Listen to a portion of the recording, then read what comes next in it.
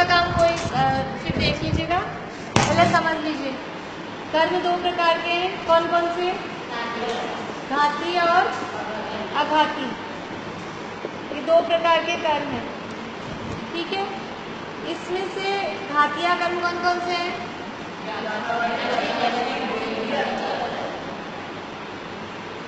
गलत है, क्या बोला सरोजनी?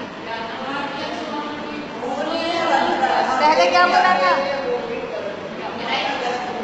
मोहनीय, वेदनीय नहीं। ज्ञानावरण, दर्शनावरण, मोहनीय, अंतर। और अघाती में वेदनीय, आयु, नाम और बोध। अभी यहाँ अघाती कर्मों का अपने को कुछ काम नहीं, इनको तो साइड में रखते हैं। घातिया कर्म, घातिया कर्म में दो प्रकार के होते हैं। घातिया किसे कहते हैं? जो हमारे अनुजीवी गुणों का घात करने में निमित्त होते हैं। जो कर्म आत्मा के, जितने जो कर्म आत्मा के अनुजीवी गुणों का घात करने में निमित्त होते हैं, उन्हें घातिया कर्म कहते हैं। ये घातिया कर्म, ये अनुजीवी गुणों का घात कर रहे हैं तो ये दो टाइप से कर रहे हैं। एक होती है देशघाती और एक होता है सर्वघाती। जो जीव के अनुजीवी गुणों का घात करने में निमित्त होते हैं, उन कर्मों को घातिया कर्म कहते हैं, ठीक है। अनुजीवी गुणों का घात मतलब जो हमारे मूल भाव स्वरूपी जो गुण है, ज्ञान, दर्शन, सुख, वीर्य, ये अनुजीवी गुण कहलाते हैं। अब वो घात तो कर रहे हैं, लेकिन घात दो टाइप से करते हैं। एक तो देशघात, देशघात का मतलब है पार्टली, थोड़ा सा। आंशिक घात करते हैं, पूरा घात नहीं करते। और सर्वघात का मतलब क्या है? संपूर्ण घात, पूरा, ठीक है। जैसे अपन बोलते हैं ना, देश व्रत, महाव्रत, देश व्रत में थोड़े व्रत लिए, महाव्रत में पूरे व्रत लिए, ऐसे देशघाती में थोड़ा घात कर रहे हैं, सर्वघाती में पूरा घात कर रहे हैं। यानी अभी घातिया घात तो ये भी कर रहा है, ये भी कर रहा है, लेकिन ये थोड़ा घात कर रहा है, ये पूरा घात कर रहा है। जैसे कि कोई भी चीज़ ऐसी होती है ना कि कभी कभी एक तो लाइट पूरी चली जाए तो पूरा ही अंधेरा कर दिया, प्रकाश का पूरा घात हो गया। और कभी कभी वोल्टेज कम आता है, आजकल तो ये नहीं, पहले बहुत होता था ऐसा, वोल्टेज कम आ रहा है तो फिर डिम लाइट जल रही है या फिर भारी चीज़ें नहीं चल पा रही हैं, ऐसा होता है, तो वो कर रहा है देशघात। और बिल्कुल ही लाइट चली गई तो वो हो गया सर्वघात, ठीक है। अब ये घातिया कर्म की टोटल कितनी होती है प्रकृतियाँ? मिटान लो इसको थोड़ा सा, जैसे आप लोगों को लगता है लिखना है तो लिख लीजिए।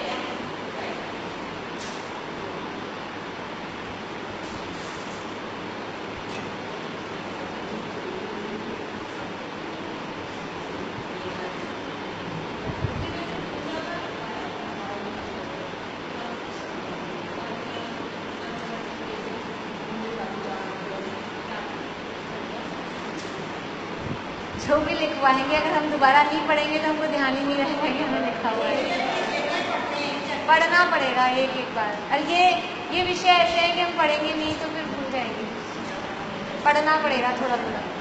ये घातिया कर्म चार हैं, ज्ञानावरण, दर्शनावरण, मोहनीय और अंतराय। ज्ञानावरण के कितने भेद हैं? 5। दर्शनावरण के 9, मोहनीय के 28 और अंतराय के 5। कितने हो गए टोटल? 47। प्लस करेंगे इनको 47, तो ये घातिया कर्म टोटल है 47, ठीक है। अब इन 47 में से कुछ देशघाती हैं, कुछ सर्वघाती हैं। ख्याल में आप लोगों को संख्या पता है कितने देशघाती कितने सर्वघाती हैं? नहीं पता? 21 तो है सर्वघाती और 26 है देशघाती। अभी हम निकालेंगे, अभी ये याद रखना है हमको, इनके नाम भी याद रखने हैं, इसमें से हमको छांटना है। अभी मिटाऊंगी मैं थोड़ा सा, हो गया? 26 देशघाती, ये कर दूं साफ? एक मिनट,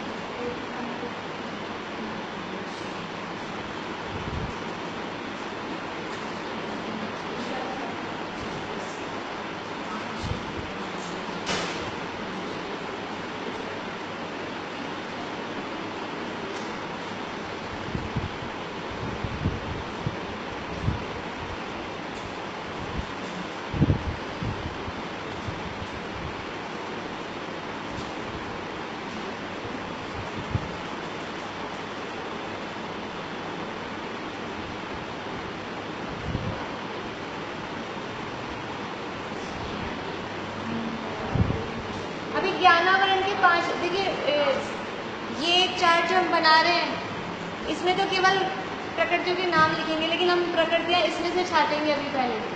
तो इसको थोड़ा सा मिटा के मैं थोड़ा अलग इसको यहीं पे रोक रही हूँ इसको। तो अब हम यहाँ पे कर्मों के नाम लिखेंगे और कौन सी देशघाती है कौन सी सर्वघाती है।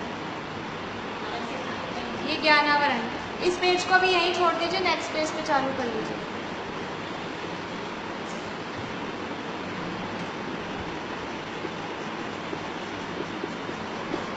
हो सकता है पूजा अभी ने बनवाया होगा आपको, उसको अगर वो कॉपी है क्या अभी आपके पास तो मिला लीजिए।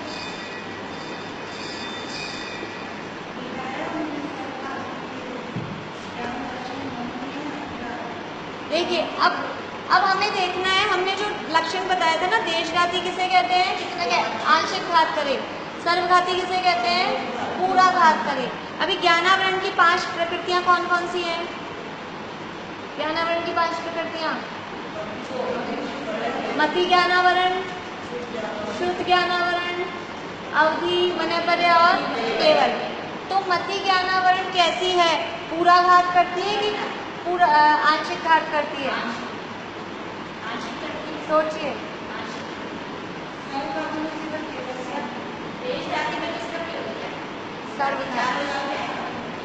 मति ज्ञानावरण है वो हमारे ज्ञान को पूरा, मति ज्ञानावरण का पूरा घात करने का मतलब क्या है मति ज्ञान का, कि कभी भी मति ज्ञान नहीं हो।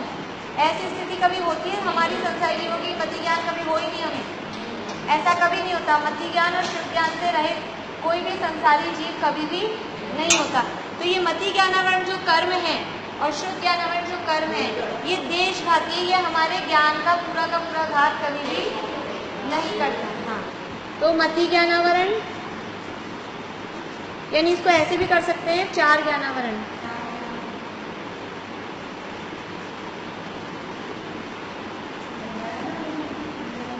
कौन कौन से? मति ज्ञानावरण, शुद्ध ज्ञानावरण, अवधि ज्ञानावरण। मैं ज्ञानावरण के लिए केवल ज्ञान लिख रही हूँ, आप पूरा लिखना चाहें तो वैसे, और मनयपर्य ज्ञानावरण।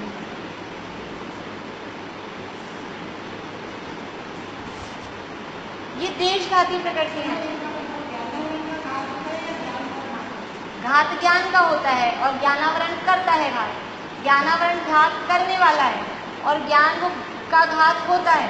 जिसका घात हो रहा है वो है ज्ञान, और जो घात कर रहा है वो आवरण, वो है कर्म।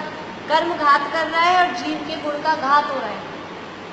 ठीक है, ये देशघाती क्यों है, इनका पहले लॉजिक, हमको लॉजिक समझ में आ जाएगा तो हमको 47 नाम याद है, हम अपने आप निकाल लेंगे, हमें रटना नहीं पड़ेगा।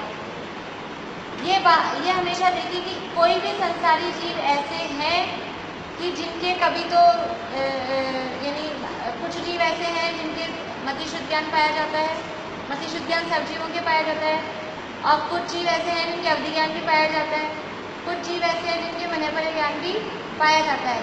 और इन चारों ज्ञानों में कम ज़्यादा बना होता है। किसी का मति ज्ञान ज़्यादा है, शुद्ध ज्ञान ज़्यादा है, किसी का कम है। मान लो अपनों में अपन 1 से पंचेंद्रियों में भी लगाएं, किसी का ज्ञान ज़्यादा है, किसी का कम ज्ञान कम है। अवधि ज्ञान में भी ऐसा ही है, उसकी परिभाषा में क्या है, द्रव्य क्षेत्र काल भाव की मर्यादा लिए हुए। तो किसी की मर्यादा ज़्यादा है, किसी की मर्यादा कम है। ऊपर के स्वर्गों में, नीचे के स्वर्ग से ऊपर के स्वर्ग में अवधि ज्ञान की जो क्राइटेरिया है, जो मर्यादा है, वो ज़्यादा जाता है। जैसे जैसे ऊपर के स्वर्गों में जाएंगे तो वैसे वैसे उनके अवधि ज्ञान की जो मर्यादा है वो बढ़ती जाएगी, ज़्यादा जान पाएंगे। ऐसे नरकों में, नीचे के नरकों में जाएंगे तो उनके अवधि ज्ञान की मर्यादा कम होती जाएगी, क्योंकि नीचे के नरकों में जा रहे हैं ना, तो वहाँ पाप का उन्हें ज़्यादा आ रहा है। तो ऐसे अवधि ज्ञान की मर्यादा में कम ज़्यादा बना है। यानी कि जो अवधि ज्ञानावरण कर्म है वो पूरा का पूरा घात नहीं कर रहा, कुछ घात कर रहा है, कुछ घात नहीं कर रहा है, ऐसा। इसी तरह मनयपर्य ज्ञान में भी द्रव्य क्षेत्र काल भाव की मर्यादा लिए हुए होता है, तो उसकी भी एक रेंज होती है। कभी कम होता है, किसी के कम होता है, किसी के ज़्यादा होता है, कभी कम होता है, कभी ज़्यादा होता है।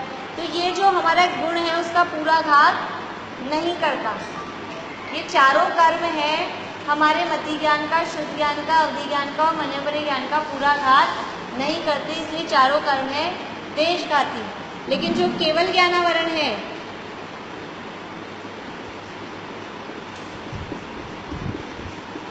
वो हमारे कोई भी जीव ऐसा नहीं है कि कभी किसी को केवल ज्ञान हो जाए फिर कभी नहीं हुए। कोई जीव ऐसा मिलता है थोड़ा सा केवल ज्ञान हो गया, थोड़ा सा नहीं हुआ, थोड़ी देर के लिए हो गया फिर बाद में चला गया। तो ये केवल ज्ञानावरण कर्म है, ये अभी हमारे केवल ज्ञान का पूरा घात कर रहा है, और जब इसका नाश होगा तब पूरा नाश होगा। तो ये केवल ज्ञानावरण कर्म है वो सर्वघाती है, बाकी के 4 ज्ञानावरण है वो देशघाती है। लॉजिक से आप लोग लगा पा रहे हैं तो ठीक है, नहीं तो याद करना पड़ेगा। अभी थोड़ा और पढ़ेंगे ना, जैसे अभी पूजा अभी ने पढ़ाया, फिर यहाँ पढ़ रहे हैं, फिर आगे फिर पढ़ेंगे। अपने आप वो निर्मल होता है ज्ञान, अपने आप कंसेप्ट क्लियर होता है। बार बार में पढ़ने से थोड़ी सी मेहनत अगर आप लोग और करेंगे, एक आध बार घर पे जाके भी पढ़ेंगे, थोड़ा विचार करेंगे क्यों है, तो प्रश्न भी उठेगा। हो सकता है अभी तो लग गया, समझ में आ गया, घर जाके पढ़ेंगे फिर आपको लगेगा इसको इसने क्यों लिया। आप पूछो आके, इसको इसने क्यों लिया, इसने क्यों नहीं लिया। प्रश्न उठने चाहिए, प्रश्न उठेंगे तो आपको समझ में आएगा, खुद आप सोचेंगे ना। अभी आपको प्रश्न नहीं उठ रहा किसी को भी इसमें, क्या अवधि ज्ञानावरण मने परे ज्ञानावरण को देशघाती ने क्यों लिया, हमारे तो है ही नहीं अभी, है क्या किसी के, कल का पढ़ने बाद बस वो तो पता है ना कि इसमें होगा, लेकिन हमको तो सोचना चाहिए ना क्यों होगा इसमें। अभी जैसे केवल ज्ञान अभी अपने को नहीं है, ऐसे अपने को भी अवधि ज्ञान और मने परे ज्ञान भी तो नहीं है, तो उसके तो पूरा अवधि है, तो पूरा घात कर रहा है ना हमारे अवधि ज्ञान और मने परे ज्ञान का। हाँ, लेकिन हमारे तो नहीं हो रहा ना। उसका उत्तर अभी देंगे, आगे आएगा इसका उत्तर। हाँ, हो तो सकता है लेकिन अभी तो नहीं है, अभी तो हमारा पूरा घात कर रहा है। चलिए अभी एक बार ये करते हैं, इसका आंसर आएगा आगे। दर्शनावरण की कितनी प्रकृतियां हैं? दर्शनावरण की टोटल कितनी है? 9 में से जो 5 निद्राएं हैं, 5 निद्राएं कौन कौन सी 5 निद्राएं? स्त्यान कृति, 5 निद्राएं सर्वघाती हैं। आप नाम लिख लीजिए, मैं यहाँ शॉर्ट में लिख रही हूँ। 5 निद्रा और एक केवल दर्शनावरण। निद्रा सर्वघाती, निद्रा, फिर निद्रा, प्रचला और स्त्यान कृति। वैसे ये तो इसमें सूत्र का क्रम है, आप लोग तो यही क्रम याद है इसलिए यही याद रख लीजिए, कोई बात नहीं।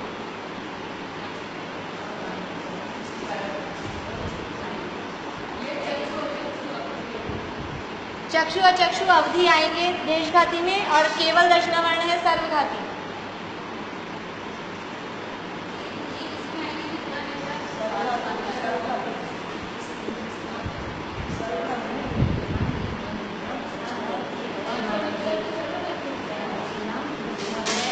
देखिए फिर से 5 की 5 निद्राएं सर्वघाती में, उसमें कोई डिवीजन नहीं करना अपने को।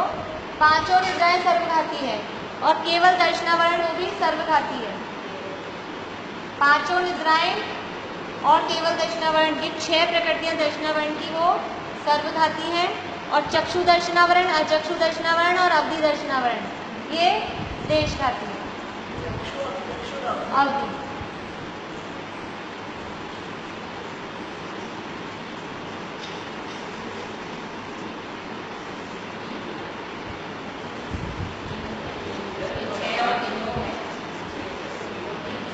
इन दोनों का प्लस ये यहाँ पे आना चाहिए। मोहनी के कितने भेद हैं? 28 में से बोलिए।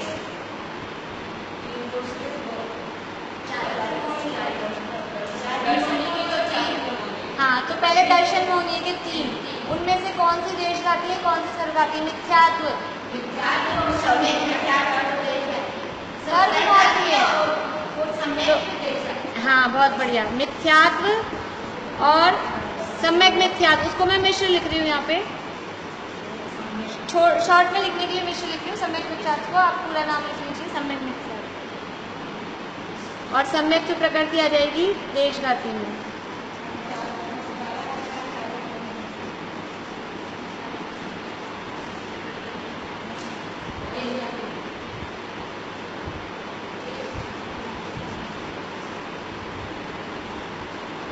अब चारित्र मोहनी में अनंतानुबंधी,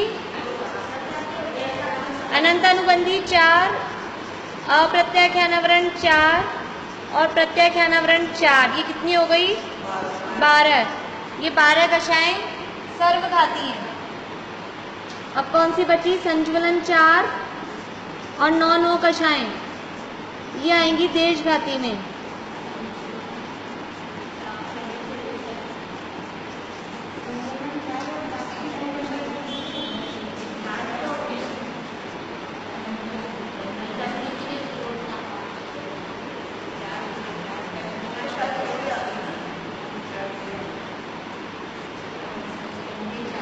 देखिए फिर से, चारित्र मोहिनी में अनंतानुबंधी 4, अप्रत्याख्यानावरण 4 और प्रत्याख्यानावरण 4, ये 12 कक्षाएं आ जाएंगी सर्वघाती में।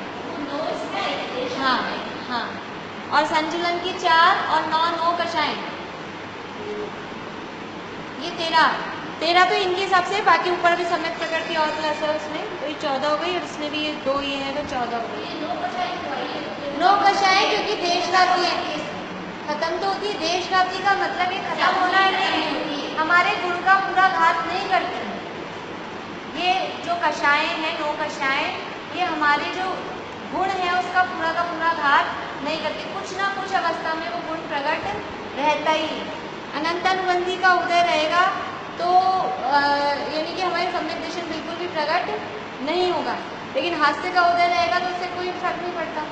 ऐसे अप्रत्याख्यानावरण का उदय रहेगा जब तक, तब तक हम जलाशय भी व्रत नहीं ले सकते, देश व्रत भी ग्रहण नहीं कर सकते। प्रत्याख्यानावरण का उदय रहेगा तो हम महाव्रत ग्रहण नहीं कर सकते, लेकिन संचलन का उदय रहेगा तो महाव्रत भी ले सकते हैं और संचलन का उदय भी चलता है साथ में, तो वो पूरा घात नहीं कर रही है, इसलिए ये देशघाती है। और ये क्योंकि हमारा इसके रिलेटेड जो गुण है उसको पूरा घात कर रही है, पूरा ढक रही है, प्रकट ही नहीं होने देगी, इसलिए ये है सर्वघाती। मिथ्यात्व का उदय रहेगा तो सम्यक तो बिल्कुल भी हो सकता है क्या? बिल्कुल भी नहीं हो सकता।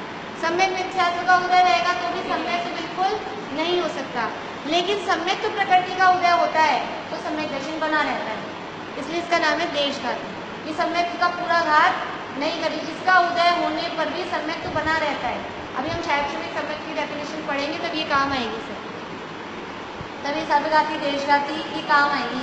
ये अच्छे से अभी तो कम से कम अच्छे से याद रखनी है आपको, तो आगे का आपको जो शैक्षणिक भाग है वो सारे मेरे अच्छे से समझ में आ जाएंगे। मिथ्यात्व का घात नहीं है, घात तो सम्यक का है, मिथ्यात्व तो घात करने वाला है। मिथ्यात्व तो बंदूक है, वो तो घात कर रही है, घात तो यहाँ हो रहा है आदमी का, मतलब गुण का।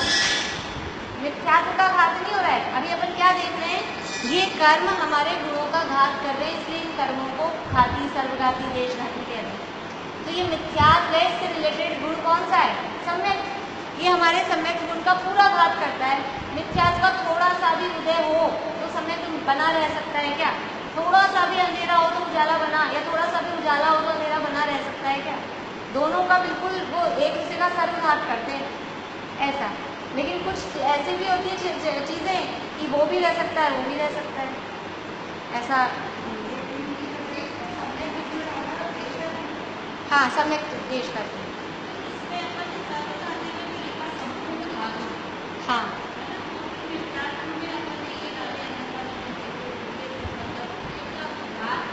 सर्वघाती का मतलब है सर्वघाती कर्म प्रकृतियाँ, जो प्रकृतियाँ, जो कर्म आत्मा के गुणों का पूरी तरह से घात कर रहे हैं। तो मिथ्यात्व है वो आत्मा के सम्यक गुण का पूरी तरह से घात कर रहा है, इसलिए सर्वघाती है।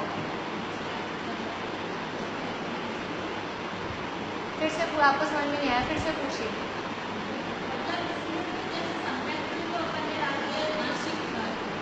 सम्यक तो प्रकृति है, ये सम्यक तो एक कर्म की प्रकृति है और एक सम्यक तो आत्मा का गुण है। ये दो चीजें अलग अलग है। कर्म का नाम भी सम्यक है, ऐसे होता है ना कभी कभी, यानी किसी की वाइफ का नाम जो हो वही बहन का भी नाम हो, ऐसा होता है कि हस्बैंड का जो नाम हो वही भाई का नाम हो, ऐसा हो जाता है। और कभी कभी ऐसे होता है जो शत्रु का नाम है वही अपने बेटे का नाम है। नाम में क्या है? हाँ हाँ हाँ, नहीं, लड़की जैसे मान लो अपने भाई का नाम भी अंकित है, अपने हस्बैंड के नाम का भी अंकित हो, वो तो बाद में होता है ना हस्बैंड को। नाम तो पहले से हो सकते हैं, ऐसे बहुत जगह होता है ऐसा कि सेम नाम हो। तो अब ये सेम नाम है, दुश्मन के बेटे का नाम भी सम्यक्त है और अपने बेटे का नाम भी सम्यक्त है। ये दुश्मन का बेटा है, सम्यक प्रकृति कर्म, कर्म दुश्मन है ना दुश्मन मतलब ये हमारा घात कर रहे हैं ना, तो ये तो है कर्म, सम्यक तो प्रकृति, इसलिए इसके आगे प्रकृति शब्द लगाया है, जिससे ये पता लग जाए कर्म का बेटा है। इनके आगे हमने प्रकृति नहीं लगाया, मिथ्यादि प्रकृति, मिश्र प्रकृति, किसी के भी आगे प्रकृति नहीं लगाया। इसी के आगे प्रकृति क्यों लगाते हैं? क्योंकि इससे ये पता लग जाए ये दुश्मन का बेटा है, वरना सम्यक तो बोलते ही ऐसे लगता है सम्यक दर्शन। ये सम्यक यानी सम्यक दर्शन नहीं, ये सम्यक मतलब दर्शन होने का एक भेद, सम्यक तो नाम का एक भेद। तो ये जो सम्यक नाम का भेद है दर्शन होने का, इसका नाम सम्यक इसीलिए है कि सम्यक दर्शन गुण का घात पूरा नहीं करता, पूरा घात नहीं करता, इसलिए। और हम आगे पढ़ेंगे ना अभी थोड़ा शैक्षणिक नोट तो और क्लियर हो जाएगा। अभी थोड़ा समझ, यही था ना आपका प्रश्न, यही था ना, पहले मैं आपका प्रश्न नहीं समझ पाई। नहीं, ये सम्यक है कर्म की प्रकृति, और ये जो घात जिसका हो रहा है वो सम्यक आत्मा का गुण, श्रद्धा गुण, जिसे हम सम्यक दर्शन बोलते हैं। अब चौथा कर्म कौन सा बचा? अंतराय के कितने भेद हैं? 5। पांचों भेद किसमें आएंगे? पांचों की पांचों, दानांतराय, लाभांतराय, भोगांतराय, उपभोगांतराय, विजयांतराय, पांचों की पांचों देशघाती। इसमें सर्वघाती रूप नहीं होता।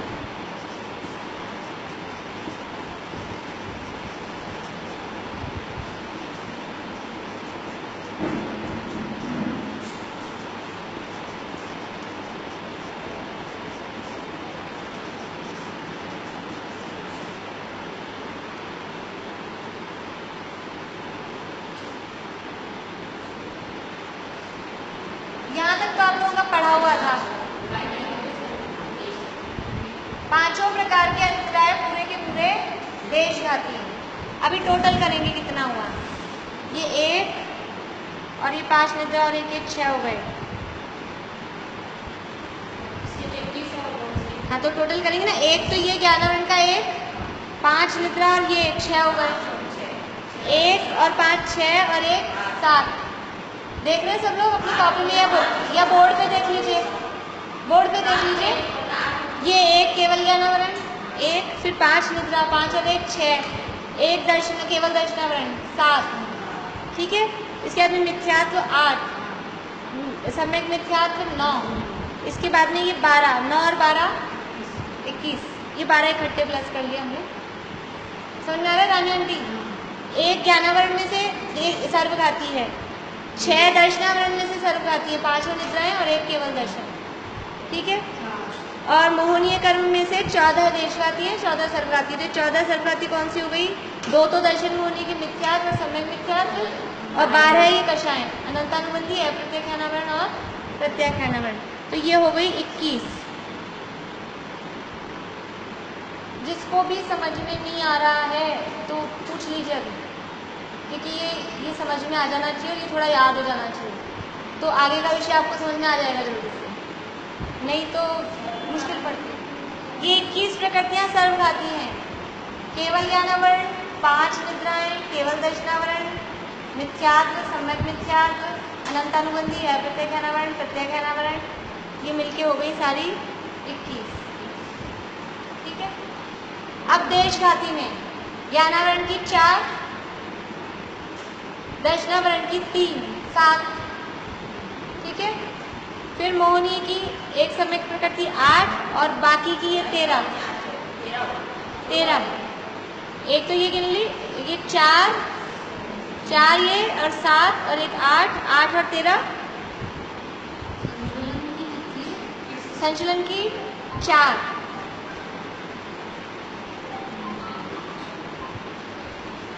8 और 13 21 और 5 अंतराय की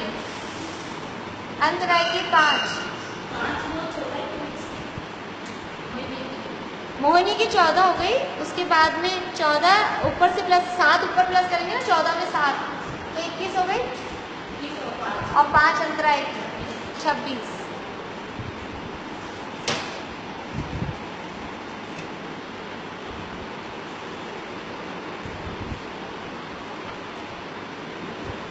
आपको समझ में आ रहा है या खाली मुझे ऐसा लग रहा है कि आप खाली नहीं समझ में आ रहा है ना? देखिए घातिया कर्म तो भी कोई बात नहीं, समझ लीजिए कि आज ही पढ़ रहे हैं पहली बार। घातिया कर्म दो प्रकार के हैं। घातिया मतलब जो आत्मा के गुणों का घात करने में निमित्त होते हैं। कुछ देशघाती होते हैं, कुछ सर्वघाती होते हैं। टोटल घातिया कर्म 47 प्रकृतियाँ हैं। उन 47 में से 21 सर्वघाती हैं, 26 देशघाती हैं। सर्वघाती का मतलब है जो कर्म की प्रकृतियाँ आत्मा के गुणों का पूरा घात कर देती हैं, जिनका उदय होने पर तत्संबंधी जो गुण है, उससे रिलेटेड जो गुण है, जो आत्मा का स्वभाव है, वो बिल्कुल भी प्रकट नहीं हो पाता। यानी कोई तो पर्दे ऐसे होते हैं अपने एकदम मोटे, और आजकल अस्तर और लगा लेते हैं कि जरा सा भी छिलका नहीं आए, और कोई पर्दे ऐसे होते हैं छोटे होते हैं, हाँ अंदर लाइट भी आती जा रही है, छिलका भी आता जा रहा है, पर्दा भी लग रहा है। तो वो जो छिलका जिसमें से आ रहा है वो तो मतलब देशघाती टाइप के हैं, और जो बिल्कुल मोटे हैं जिसमें लगा दे एकदम अंधेरा हो जाए, पता ही नहीं चले कि बाहर उजाला भी हो रहा है, वो हो गए सर्वघाती। तो ज्ञानावरण में केवल ज्ञानावरण सर्वघाती है, बाकी के चारों देशघाती हैं। दर्शनावरण में पांचों निद्राएं सर्वघाती हैं, और केवल दर्शनावरण वो भी सर्वघाती है। बाकी के 3 चक्षु, अचक्षु और अवधि दर्शनावरण वो देशघाती है। हाँ, निद्रा के समय, यानी निद्रा ऐसी प्रकृति भले हल्की नींद में भी हो, लेकिन निद्रा को सर्वघाती क्यों लिया? क्योंकि नींद के समय कभी भी सम्यक दर्शन नहीं हो सकता। सम्यक दर्शन के लिए एक शर्त है कि जागृत अवस्था में होना चाहिए। वो हमारे आत्मा के गुणों को, मतलब हमारी जो चैतन्य अवस्था का घात नहीं करती, लेकिन जिसे कहेंगे कि मतलब सावधानी जो है, हमें हल्की भी आ रही, झपकी भी आ रही है, भले हम सुना भी दें, झपकी आ रही और कहें कि बताओ क्या पढ़ाया, और सुना भी दें, तो भी उस समय वो आत्मा के अनुभव की स्थिति उस समय नहीं बन सकती। तो आत्मा के गुणों का वो पूरा घात करती है, इसलिए निद्रा है सर्वघाती, और एक केवल दर्शनावरण। बाकी ये 3 हो गए देशघाती। मोहनीय कर्म के 28 में से 14 सर्वघाती हैं, 14 देशघाती हैं। दर्शन मोहनीय की 3 में से 2 मिथ्यात्व और सम्यक मिथ्यात्व, ये क्या है? अभी तो ऐसा होना चाहिए, आप लोग से बोलना चाहिए। आप सब चुप बैठे हैं, मैं बोले जा रही हूँ, तो बोलिए आप लोग, तो मेरे को भी थोड़ा आराम मिल जाए। और सम्यक की प्रकृति बोलो, राना आंटी बोलने से याद होगा। और बाकी अनंतानुबंधी सर्वघाती। आप प्रत्याख्यानावरण, संज्वलन, 9 कषाय और अंतराय की 5 देशघाती। ठीक है, इस तरह से देशघाती और अंतराय की प्रकृतियाँ ऐसी हैं कि ये पूरा घात नहीं करती। अंतराय का क्षयोक्षम हमेशा बना रहता है। कभी भी किसी भी चीज़ का हमको ऐसा नहीं होता कि हमको ऐसा लगता है कि हमारे दान में अंतराय, लाभ में अंतराय, हमारा तो अंतराय का उदय है, लेकिन एक टाइप का अंतराय का उदय होता है, लेकिन बहुत सारे टाइप के अंतराय का उदय नहीं होता। जिसे हम बोलते हैं एक टाइप के पाप का उदय होता है, लेकिन बहुत सारे पुण्य का उदय भी होता है साथ में। हमें ऐसे लगता है पाप का उदय आ गया, अभी हम आगे पढ़ेंगे तो हम गिनाएंगे कितने सारे पुण्य के उदय हर समय चल रहे हैं हमारे। हम मनुष्य हैं, ये मनुष्य आयु ही पुण्य की वजह से मिलती है। हम त्रस हैं, हम पंचेंद्रिय, ये सब पुण्य प्रकृतियाँ हैं। त्रस होना, पंचेंद्रिय होना, मनुष्य होना, ये पुण्य प्रकृतियाँ हैं। हम रोना रोते रहते हैं, अपना जरा सा घुटने में दर्द हो गया, मेरे पाँव, मेरे पाप का उदय, पाप का उदय। एक पाप का उदय, बाकी अगर ऐसा भी देखा जाए अकेला घुटने में दर्द है, सिर में तो नहीं है, पेट में तो नहीं है, कमर में तो नहीं है, पीठ में तो नहीं है, कैंसर तो नहीं है, और जो कौन कौन सी बीमारियाँ होती है वो तो नहीं है। ये सब तो पुण्य के उदय चल रहे हैं हमारे, लेकिन हम एक पाप के उदय में क्यों होते हैं? बहुत सारे पुण्य के उदय हमारे साथ चल रहे हैं। ऐसे ही मान लो हमें एक चीज़ आप आज, अब हम क्लास में आना चाह रहे थे और क्लास में नहीं आ पाए, तो हमको लगता है लाभांतराय का उदय, लाभ नहीं ले पाए। ठीक है, वो है, वो क्लास संबंधी लाभांतराय का उदय है। लेकिन मान लो घर में कुछ बनाए, अब उसका आनंद ले लिया, तो वो उस जल में आपके लाभांतराय का क्षयोक्षम क्या आपको लाभ नहीं दे पा रहे, लेकिन लाभ तो हो रहा है, लाभ हो रहा है। मतलब एक साथ सारे के सारे पाँचों के पाँचों का उदय कभी होता नहीं है पूरा। इनका हमेशा क्षयोक्षम बना रहता है। जो देशघाती प्रकृतियाँ रहती है उनका क्षयोक्षम बना रहता है, जो सर्वघाती होती है उनका पूरा उदय होता है। ऐसा होता है, सर्वघाती है पूरा उदय है तभी तो वो सर्वघात कर पा रही है, और जो देशघाती है उनमें क्षयोक्षम बना रहता है।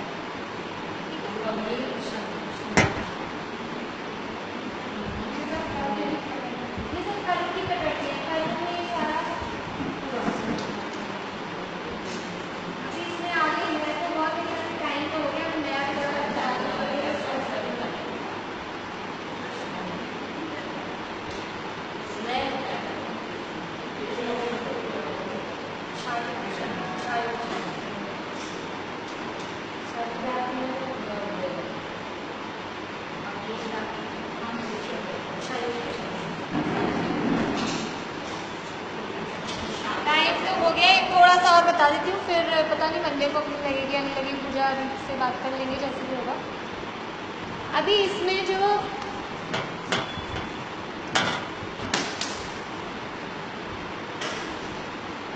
जो देशघाती प्रकृतियां हैं, देखिए घातिया कर्म है, घातिया कर्म और घातिया कर्म दोनों में ही जो उनकी फल देने की शक्ति होती है, उसके लिए कुछ मतलब जैसे बोलते हैं चाशनी का गाढ़ा बने, 1 तार की होती है, 2 तार की होती है, और पतासे वाली और गाड़ी होती है, और बूढ़े वाली और भी गाड़ी होती है, ध्यान में है ना सबको। अलग जैसे 1 तार की एकदम पतली, 2 तार की थोड़ी गाड़ी, फिर पतासे वाली और गाड़ी, और बूढ़े की बनाने के लिए तो बिल्कुल ही उसको गाढ़ा कर देते हैं। तो उसमें से अलग अलग टाइप्स हैं। ऐसे ही घातिया और अघातिया कर्मों में फल देने की जो शक्ति है, उसके अलग अलग टाइप्स हैं, वो किस टाइप से फल देते हैं। तो अघातिया कर्मों में अभी हमको मतलब नहीं है, उसका अभी हम नहीं पढ़ रहे, हमको घातिया कर्मों से मतलब है कि घातिया कर्मों में फल किस टाइप से मिलता है। तो इसमें 4 टाइप के बोलते हैं, इसमें 4 टाइप के स्पर्धक होते हैं, उसको शब्द देते हैं स्पर्धक। स्पर्धक किसे कहते हैं कि बहुत सारी कार्बन परिणामों का जो ग्रुप है उसको स्पर्धक कहते हैं। बहुत सारे कर्मों का समूह, अनेक कर्मों का समूह।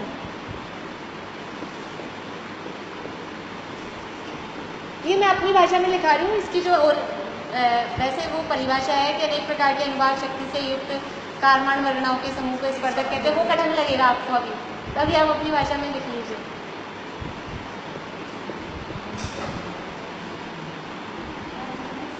स्पर्धक का मतलब है अनेक कर्मों का समूह, ठीक है, क्योंकि कर्म होता है ना, कर्म, हाँ कहीं अलग नीचे लिख लीजिए। कर्म कभी भी एक कर्म उदय में नहीं आता, हम बोलते हैं ना कर्म उदय में है, वो कर्म ग्रुप्स में उदय में आते, एक सिंगल कर्म उदय में नहीं आता, अनंत अनंत कर्म इकट्ठे हो के वो, जैसे उसमें बताया था ना मैंने आपको, एक ऐसे चित्र बना के इस तरह से ये कर्म बने हुए हैं, तो ये कर्मों के ग्रुप्स बन जाते हैं, वो ग्रुप के ग्रुप उदय में आते हैं। एक सिंगल कर्म हम बोल रहे वैसे बोलते कर्म उदय में आ गया, लेकिन वो एक कर्म का परमाणु नहीं होता, उसमें बहुत सारे कर्म के परमाणु साथ में होते हैं। तो ये घातिया कर्म 4 टाइप से फल देते हैं। अस्थि, शैल, दारू और लता, ये अनुभाग शक्तियाँ है, घाती कर्मों की अनुभाग शक्ति।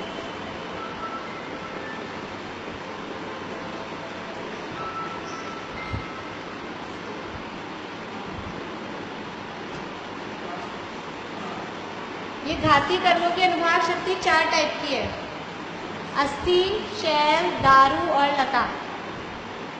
अनुभाग का मतलब समझ में आता है? अनुभाग का मतलब नहीं पता। अनुभाग मतलब है फल देने की शक्ति, तो फल देने की लिख लीजिए अगर आप लोगों ने नहीं लिखा हो तो।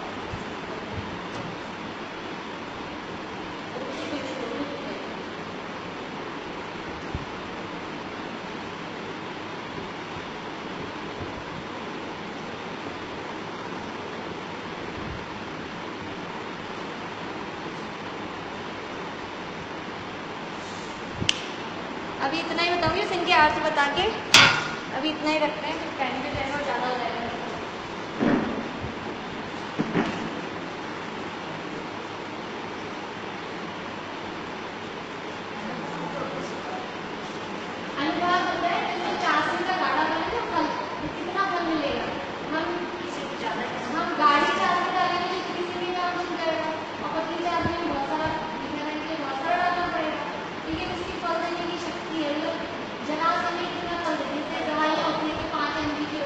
वो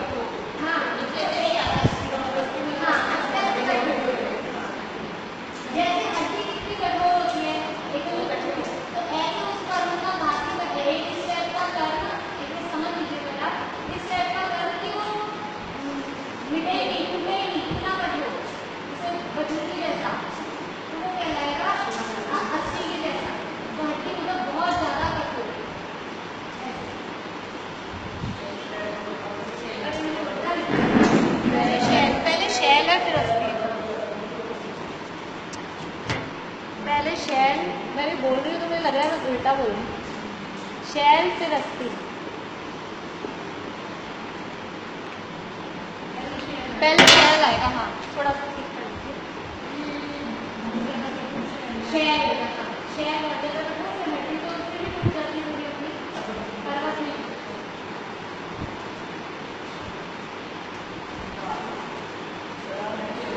शाल में शाल में शराब में, शाल में भी ये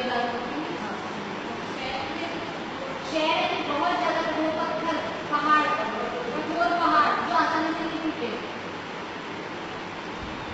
फिर हड्डी से थोड़ी कठोर होती है, थोड़ी कम कठोर होती है, पहाड़ से थोड़ी कम कठोर है पर्वत।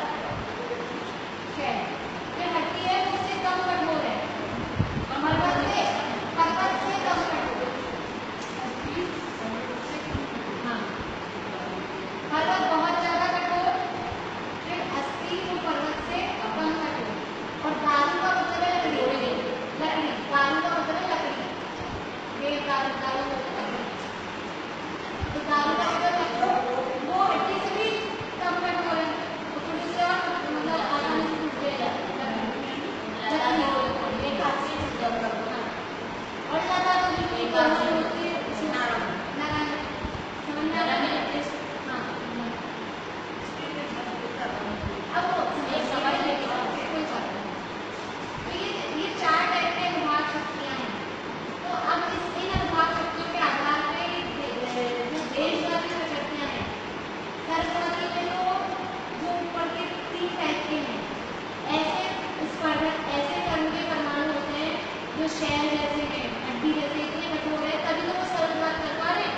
उन कर्मों को हम कुछ नहीं कर पाते, वो कर्म का उदय आ जाता है, इतना कठोर कर्म का उदय कि उसमें हमारे मतलब निकल नहीं पाती, हमारी इतनी चल नहीं पाती, चलती तो है, तब तो खत्म होते हैं हमेशा, लेकिन अभी जिस हम पोजिशन में है उस पोजिशन में हमारी उन पर चल नहीं पा रही, तो वो तो होते हैं सर्वघाती। और जो देशव्यापी प्रकृतियाँ हैं उनमें दोनों टाइप के होते हैं, सर्वघाती स्पर्धक जो होते हैं देश, मैं अगली क्लास में बताऊँगी दोबारा से इसको, अभी थोड़ा सा बस इतना कि एक बार आके एक बार मुद्दे बढ़ जाए फिर दोबारा मैं ऐसा नहीं करती, इसलिए मैं थोड़ा सा देशव्यापी में दोनों टाइप के होते हैं। सर्वव्यापी वाले इन्हीं के आधार पर देखेंगे कि किस किस टाइप के स्पर्धक उनमें होते हैं। अभी आप लोग कोशिश करिएगा कि क्लास में समझो, मैसेज जैसे भी होगा तो क्लासेस से बाहर करेंगे, पर अभी विषय ऐसे चल रहा है। हाँ, पूजा अभी नहीं आएंगी तो मैं